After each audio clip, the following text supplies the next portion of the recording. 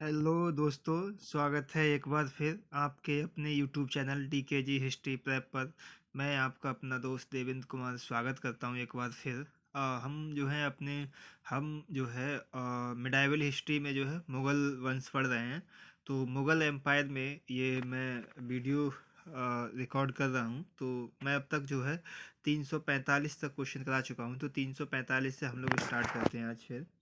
तो यहाँ ये बहुत सिंपल सिंपल हैं और ये प्रीवियस ईयर क्वेश्चन पेपर मैं करा रहा हूँ। मेरा मकसद है कि आप सभी लोग जो है किताबें तो बहुत पढ़ते होंगे but previous year question paper लगाना भूल जाते हैं। तो मेरी कोशिश है कि मैं इनको करा दूँ।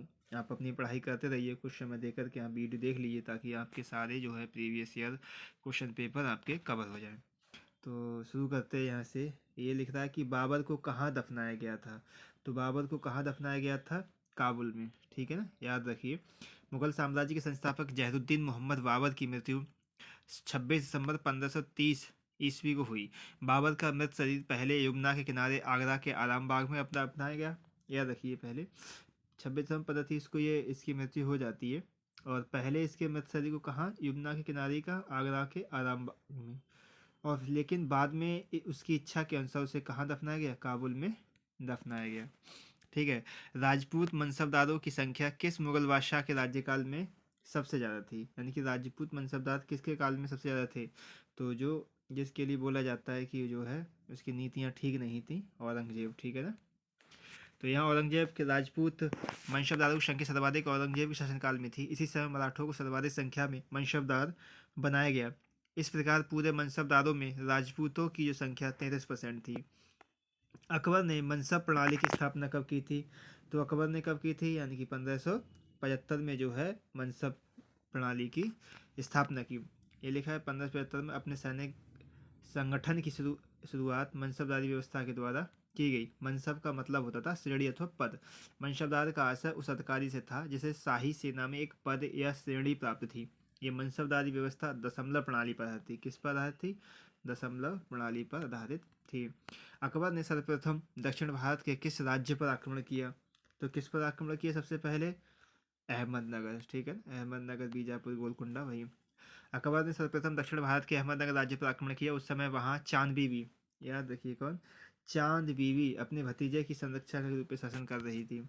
मुगल शासकों में किसका नाम जहरुद्दीन मोहम्मद था? तो अभी यह पढ़ के आना, जहरुद्दीन मोहम्मद किसका नाम था? बाबर का। ठीक है। यहाँ देखिए, अकबर ने राजपूतों को अपने पक्ष में करने के लिए कौन सी नीति नहीं अपनाई? मतलब राजपूतों को अपने पक्ष में करने, देखो विवाह शादी करके उसने उनको अपनाया। ठीक है ना। तो ये दिखा विवाह संबंध, तो ये तो था ही था। ठीक है ना। धार्मिक सहिष्णुता ये भी था क्योंकि दीन इलाही वगैरह उसने चलाया था। ठीक है ना। दीन इलाही, इबादत खाना, ये सब उसकी दिखाते हैं सहिष्णुता की नीति। उच्च पद प्रदान करना, तो ये भी था। ठीक है ना। मनसा सबसे ज़्यादा शायद जयसिंह का था। तो ये सब है। जीते हुए प्रदेश को वापस करना, ये नहीं था। ठीक है ना। बाकी नेक्स्ट हम लोग पढ़ते हैं आगे। आगे आते हैं हम लोग यहाँ। मुगल शासन के अंतर्गत मीर बख्शी का क्या कार्य था? तो मीर बख्शी आ गया। तो मीर बख्शी जहाँ पे आ जाए वो कहाँ से आ जाएगा? सैन्य प्रशासन में। तो यहाँ देखिए, मुगल प्रशासन में मीर बख्शी सैन्य विभाग का प्रधान था। वह मनसबदारों की सूची रखता था, उनको जो है प्रमोशन तथा अन्य बातों की सिफारिशें बादशाह के समक्ष रखता था। सैनिकों की भर्ती, वेतन, उनके अस्त्र शस्त्रों की व्यवस्था तथा सैनिक ड्रिल के समय उनके निरीक्षण का कार्य उसके अंतर्गत आते थे। वस्तुतः उसका एक अलग सैन्य मंत्रालय ही था। निकोलस मनुची, तो ये मनुची आ गया जिसने औरंगजेब के शासनकाल का विवरण दिया है। वह निवासी था। तो मनुची कहाँ का था? वेनिस का। ठीक है ना, वेनिस, इटली। निकोलस मनुची वेनिस का निवासी था जिसका जन्म 1639 में हुआ था। 14 वर्ष की आयु में घर छोड़कर ये विदेशी व्यापारी डिस्काउंट विलेमो की सेवा में आ गया तथा उसके साथ यात्रा करते 1658 में सूरत बंदरगाह कहाँ पर आया? 1658 में कहाँ सूरत बंदरगाह पहुंच गया, जिसने स्टेडियो स्टोरिया द मोगल में उत्तराधिकार युद्ध का आंखों देखा वर्णन किया है। किस इतिहासकार ने अकबर को राजपूतों की स्वतंत्रता का प्रथम विजेता कहा है? तो किसने बोला है? ये कर्नल टॉड ने बोला है ऐसा। ठीक है ना। ये पीजीटी 2010 का क्वेश्चन है। कर्नल टॉड नामक इतिहासकार ने अकबर को राजपूतों की स्वतंत्रता का प्रथम विजेता कहा है। कर्नल टॉड ने राजपूत शासक दुर्गादास को राठौरों का यूलिसीज कहा है। दुर्गादास मारवाड़ और मुगलों के बीच हुए 30 वर्षीय युद्ध का नायक था। हम लोग पढ़ते भी हैं। ठीक है ना, दुर्गादास के बारे में कहानियाँ। 12th क्लास में हम लोग पढ़ते हैं, यूपी बोर्ड से अगर कोई होगा तो जानता हो। मुगलों के शासनकाल में निम्न में से कौन शाही दस्तावेज नहीं था, ठीक है ना, कौन सा नहीं था शाही दस्तावेज।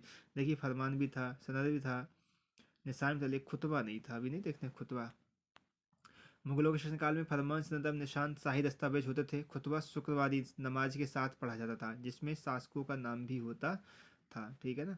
अब ये दिया है कि मुगल सेना के निम्नलिखित सैनिकों में से कौन सर्वाधिक वेतन भोगी था, यानी कि सबसे ज़्यादा वेतन भोग किसको मिलता था, तो अहदी को, ठीक है ना। तो अहदी क्या था, ये आप पढ़ लीजिए। अहदी सैनिक एक तरह से बादशाह के सैनिक हुआ करते थे। एक अहदी सैनिक को 500 रुपये वेतन प्राप्त होने का उल्लेख मिलता है, जबकि एक साधारण सैनिक को कितना मिलता था, 12 से 15 रुपये वेतन मिलता था। अब लिखा है किसको जो व्यवस्थित करना है, तो बाबर आया खाना खाया, तो बाबर आया खाना खाया यानी कि खानवा का युद्ध हुआ, ठीक है ना। तो 1527, ठीक यहाँ आएगा पहले। फिर घाघरा का युद्ध, ठीक है ना, जैसे हम लोग पढ़ते हैं बाबर आया खाना खाया चाय पी, बाबर आया पानी पी खाना खाया चाय पी और फिर चला गया, मतलब चंदेरी युद्ध, फिर घाघरा के युद्ध। उससे पहले किसका खानवा, तो 1527 का, ठीक है ना। और ये चला गया तो इसका मतलब घाघरा के युद्ध इसी इसके बाद में हुआ है। पानीपत का प्रथम युद्ध 1526 में हुआ है, ठीक है ना, अकबर और वो बाबर और इब्राहिम लोदी के बीच में। और चंदेरी का युद्ध तो सबसे पहले ये 2 नंबर, ठीक है ना। फिर क्या आएगा, खानवा के युद्ध, ठीक है। और उसके बाद में क्या आएगा, चंदेरी, और उसके बाद घाघरा, यानी कि घर चला गया। तो यहाँ से जो है ऑप्शन नंबर डी जो हमारा सही है, ठीक है। तो यहाँ पढ़िए, कौन सा मुगल शासक 2 बार गद्दी पर बैठा, तो कौन था, हुमायूं जो था वो पहले 1555 में बैठा था, ठीक है ना। तो यहाँ वही दिया गया है। हुमायूं एकमात्र ऐसा मुगल शासक था जो 2 बार गद्दी पर बैठा। सर्वप्रथम बाबर की मृत्यु के 3 दिनों के पश्चात 23 वर्ष की आयु में वह 1530 को, और दूसरी बार 1555 में हिंदुस्तान के सिंहासन पर बैठा। सद्र और सुदूर, ठीक है ना, सद्र उस सुदूर। तो सद्र उस धर्म एवं परामर्श के जो कार्य हुआ करते परमार्थ के, उनसे के अधीन जो है मंत्री था। यहाँ देखिए, निम्नलिखित से किस मुगल शासक, किस निम्न में से किसे मुगल प्रशासन में अमीरों का मुख्य माना जाता था, यानी कि जो अमीर होते थे उनमें, तो क्या होता था, मीर बख्शी, यही सेनानायक होता था। तो इसी के बारे में दिखा दिया गया है। सल्तनत काल का दीवान आरिज, वहाँ सैन्य विभाग स्थित था, यहाँ पर मीर बख्शी। बदले मुगल काल में मीर बख्शी का पद आया। ये साम्राज्य का सर्वोच्च भुगतान अधिकारी हुआ करता था। मीर बख्शी एक महत्वपूर्ण पद था। और मुगल काल में अमीरों का नेता दीवान न होकर कौन हुआ करता था, मीर बख्शी। ये पढ़ते हैं।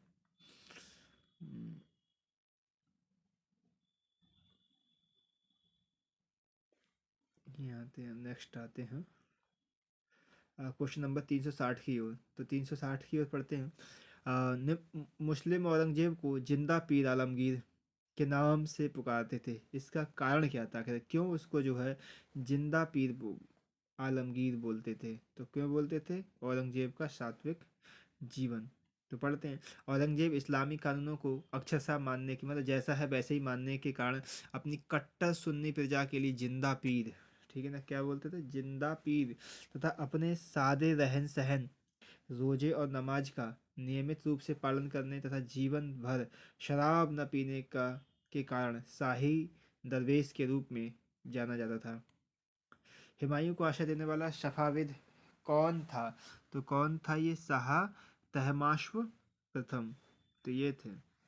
तो यहाँ पढ़िए, हुमायूं को आशा देने वाला सफाविद शासक शाह तब तहमास्प फर्स्ट था, जो ईरान का रहने वाला था। ये घटना 1544 ईस्वी की है। शाह ने हुमायूं को कंधार जीतने के लिए एक सेना की सहायता भी दी थी। मुगलों के काल में परगना के प्रशासन का मुखिया कौन होता था, तो परगना का कौन होता था, सिकदार। कौन होता था, सिकदार। मुगल काल में परगना के प्रशासन का मुखिया सिकदार होता था, जो वहाँ की शांति एवं सुव्यवस्था बनाए रखने के लिए उत्तरदायी होता था। अकबर ने किसे जगत गुरु की उपाधि प्रदान की थी, तो जगत गुरु कौन थे, हरि विजय सूरी, ठीक है। अकबर ने हरदर सूरी को जगत गुरु की उपाधि प्रदान की थी। वह ईसाई धर्म की तुलना में जैन धर्म से अधिक प्रभावित था। जबती व्यवस्था के अंतर्गत सर्वाधिक उपजाऊ भूमि किस रूप में वर्गीकृत की गई, तो पोलज जो है, जिसपे प्रत्येक वर्ष जो है 2 खेती की जाती थी, वही है। यहाँ देखिए, निम्न मुगल शासकों में से किसने सर्वप्रथम तुलादान को, जो हिंदुओं का तुलाभार समारोह था, को स्वीकार किया, तो कौन था ये, अकबर था, ठीक है ना। नेक्स्ट देखिए, निम्नलिखित शासकों में से किसने राम सीता के अंकन से युक्त सिक्के चलवाए? तो राम सीता से युक्त कौन? अकबर। ठीक है। किसके काल में प्रसिद्ध मयूर सिंहासन निर्मित हुआ था? तो ये कौन थे? शाहजहां। ठीक है ना। तो मयूर सिंहासन शाहजहां, आगरा। शाहजहां के काल में प्रसिद्ध मयूर सिंहासन का निर्माण हुआ था। इस काल की सर्वोत्तम कृति तख्त ताउस है। इसमें 12 छोटे छोटे स्तंभ हैं जो सुसज्जित मोरों की आकृतियों से युक्त हैं। ये पहले आगरा के किले में था, वहां से दिल्ली के लाल किले में ट्रांसफर किया गया था। यहाँ से इस सिंहासन को ईरान का शासक नादिर शाह लूट कर ले गया। इसका मयूर सिंहासन नाम इसलिए पड़ा क्योंकि इसके पिछले भाग में नाचते हुए दो मोरों को दर्शाया गया है। निम्नलिखित मुगल शासन में किसने कश्मीर के कुछ अवैध करों को माफ कर दिया था? कुछ वैध कर, अवैध सॉरी अवैध नहीं, कुछ वैध जो टैक्स थे उनको माफ कर दिया। तो ये कौन था? शाहजहां।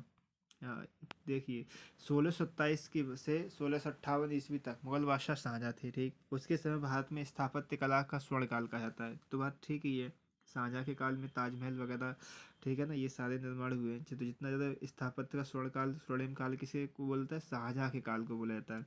उसने कृषि पर भी जोर दिया। उसने अकाल के कारण दक्षिण भारत में भूराइश को माफ़ कर दिया था तथा विशेष परिस्थितियों के कारण कश्मीर के कुछ वैध कर को भी जो उसने माफ़ कर दिया।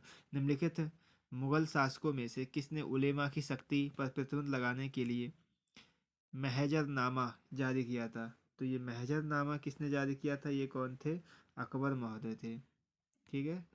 अकबर ने दार्शनिक एवं धर्मशास्त्री विषयों पर वाद विवाद के लिए फतेहपुर सीकरी 1575 में, ठीक है ना, ये याद रखिए, इबादत खाना 1575 में यहाँ के धार्मिक चर्चा से संतुष्ट नहीं थे था अतः उसने समस्त धार्मिक मामलों को अपने हाथों में लेने के लिए 1579 में क्या किया? महजर नामा एक घोषणा जारी करवाया और उलेमाओं की सख्ती पर उसने क्या कर दिया? प्रतिबंध लगा दिया। शहजादा खुसरो को अधोलिखित में से किस स्थान पर दफनाया गया था? ठीक है ना। तो खुसरो को कहाँ दफनाया गया? तो यह है इलाहाबाद में जो है इसको दफनाया गया था। तो इलाहाबाद में इनको जो है दफना दिया गया। तो नेक्स्ट बढ़ते हम।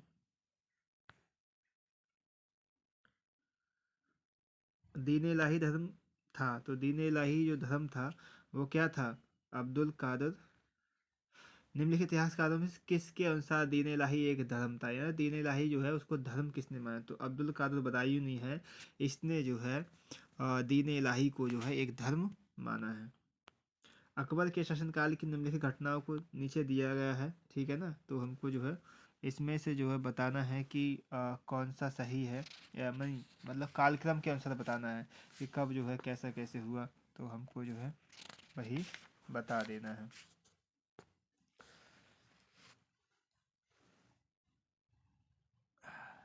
Question number 390।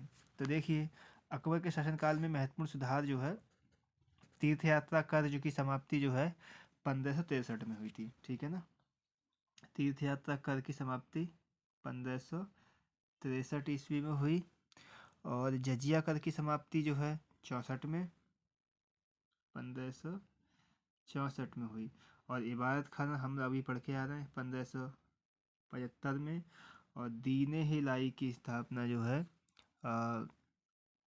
1582 में। ठीक है ना। दीन इलाही 1582। तो इन सब में सबसे पहले कौन आएगा? 1563, यानी कि तीर्थ यात्रा कर की समाप्ति। फिर उसने क्या कर दिया था? जजिया समाप्त कर दिया। तो 1324, तो 1324 जिसमें भी होगा वो हमारा ऑप्शन होगा 1324। तो यहाँ देखिए 1324 यानी कि ऑप्शन नंबर बी हमारा राइट आंसर है। अकबर ने अपने शासनकाल में महत्वपूर्ण सुधार किए जिसमें 1563 में तीर्थ यात्रा कर की समाप्ति, 1564 ईस्वी में जजिया कर की समाप्ति और 1575 में विवाद खाना फतेहपुर सीकरी में इसने निर्माण करा और 82 में दीन इलाही की स्थापना। निम्न महिलाओं में से किसे अकबर ने काबुल का गवर्नर नियुक्त किया? तो काबुल का गवर्नर किसको नियुक्त किया गया? बख्तनुमा बेगम को। ठीक है। अकबर ने अपने चचेरे भाई को काबुल का गवर्नर नियुक्त कर दिया लेकिन वह कई बार विद्रोह किया जिसके कारण अकबर ने उसे हटाकर उसकी बहन बख्तुन्निसा बेगम को गवर्नर बना दिया। जहांगीर के निम्नलिखित पुत्रों में से नूरजहां ने अपने सख्ती के प्रारंभिक दिनों में किसे संरक्षण दिया था? तो किसको संरक्षण दिया था? खुर्रम को। ठीक है। अकबर के पुत्र शाहजादा मुराद की मृत्यु हुई थी। तो अकबर के पुत्र शाहजादा मुराद की मृत्यु हुई थी कहाँ हुई थी, कैसे हुई थी? अधिक मद्यपान करने से, ठीक है ना, बहुत ज़्यादा ड्रग्स एडिक्ट था। अकबर के सबसे बड़े पुत्र का नाम जहांगीर था। उसके बाद मुराद आदि। शाहजादा मुराद की मृत्यु अधिक मद्यपान के कारण हुई। अकबर के जीवन के अंतिम समय में उसके पुत्रों में सिर्फ जहांगीर जीवित बचा था। इसी कारण अकबर ने जहांगीर के कई हरकतों को माफ़ कर दिया था। शाहजहां ने किस संगीतज्ञ को गुण समुद्र पदवी प्रदान की? ठीक है ना, तो गुण समुद्र जो है वो उसकी जो है पदवी उपाधि जो है किसको दी गई थी? तो लाल खां को। किसने? शाहजहां ने दी थी, ठीक है ना, 1628 ईस्वी में।